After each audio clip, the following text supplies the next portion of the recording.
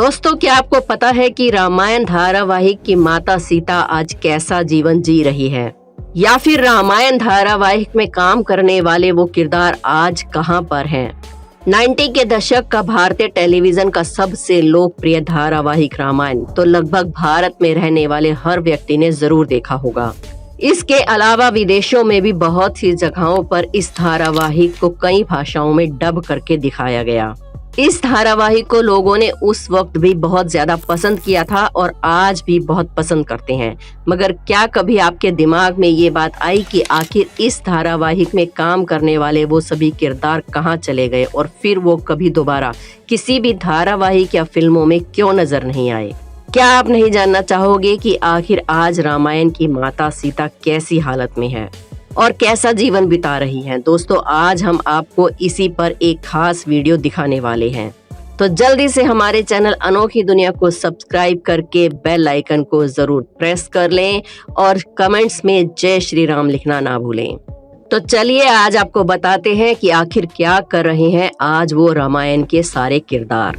सबसे पहले बात करते हैं इस धारावाहिक के सबसे उग्र और प्यारे किरदार के बारे में। इस धारावाहिक में लक्ष्मण का किरदार निभाया था सुनील लहरी ने। रामायण में सुनील लहरी को ये किरदार कुछ अनोखे तरीके से मिला था। इससे पहले इस धारावाहिक को लक्ष्मण के किरदार के लिए जिसने साइन किया था उसने ये धारावाहिक पहले ही छोड़ दिया। उसे क्या पता था कि ये धारावाहिक हमेशा के लिए लोगों के दिलों में एक अनोखी छाप छोड़ने वाला है। सुनील लहरी इस किरदार के लिए काफी परफेक्ट रहे। सुनील लहरी ने लक्ष्मण के किरदार को इतनी शिद्दत से निभाया कि रियल लाइफ में भी लोग उन्हें लक्ष्मण कहकर ही बुलाने लगे।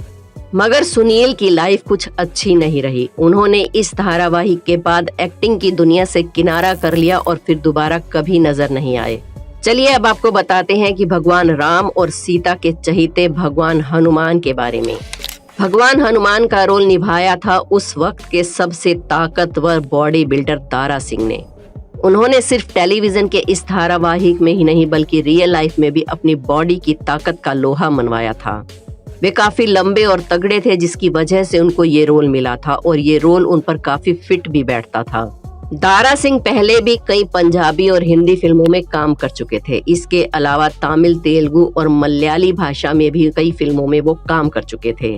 दारा सिंह कॉमनवेल्थ गेम के चैंपियन भी रह चुके थे। उनके आगे बड़े बड़े चैंपियंस भी नहीं टिक पाते थे।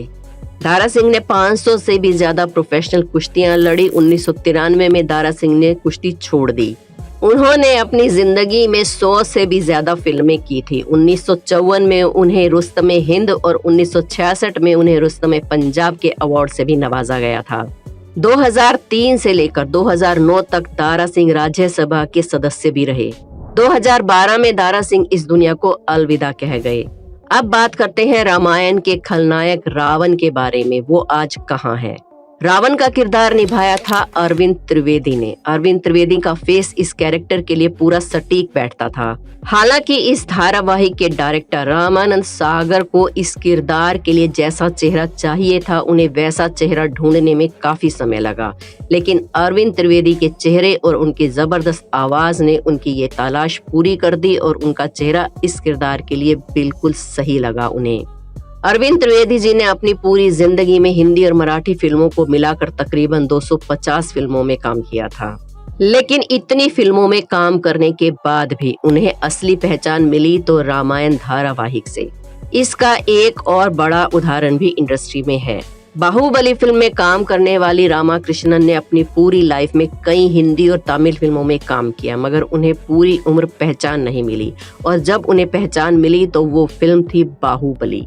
बाहुबली फिल्म में उन्होंने शिवगामी का किरदार निभाया था। उसी प्रकार अरविंद त्रिवेदी को जब उनकी पहचान मिली तो सिर्फ रामायण के रावण के रूप में। यहाँ तक कि लोग अरविंद त्रिवेदी के बच्चों को रियल लाइफ में रावण के बच्चे और उनकी पत्नी को मंदोदरी कहकर बुलाने लगे थे। एक्टिंग के अलावा अरविंद त्रिवेदी ने राजनीति में भी किस्मत आजमाई। साल 1991 में गुजरात के साबरकांठा से लोकसभा सीट से बीजेपी की टिकट पर चुनाव लड़े और जीतकर सांसद भी बने। अरुण गोविल भगवान श्री राम का किरदार निभाने वाले अरुण गोविल ने अपने करियर की शुरुआत 1977 में की थी। उनकी पहली फिल्म का नाम पहेली था। अरुण गोविल ने रामायण से पहले विक्रम वेताल धारावाहिक में मुख्य किरदार विक्रम का रोल किया था। विक्रम वेताल धारावाहिक में काम करने वाले तकरीबन सभी किरदारों ने रामायण धारावाहिक में काम किया था, मगर उन सभी को असली पहचान रामायण धारावाहिक से ही मिली। उस समय अरुण गोविल को लोग भगवान राम ही मानने लगे थे। रामायण धारावाहिक के बाद अरुण गोविल ने कई और धारावाहिकों में जैसे लव कुश, जो कि रामायण धारावाहिक का ही अगला भाग था, उसमें भी काम किया था। इसके बाद अरुण गोविल ने कई और जगह भी अभिनय किया, मगर उनको जो पॉपुलैरिटी रामायण धारावाहिक से मिली वो उन्हें कहीं और नहीं मिल सकी। चलिए अब बात करेंगे रामायण धारावाहिक की मां सीता के बारे में, जिनका नाम है दीपिका चिखलिया।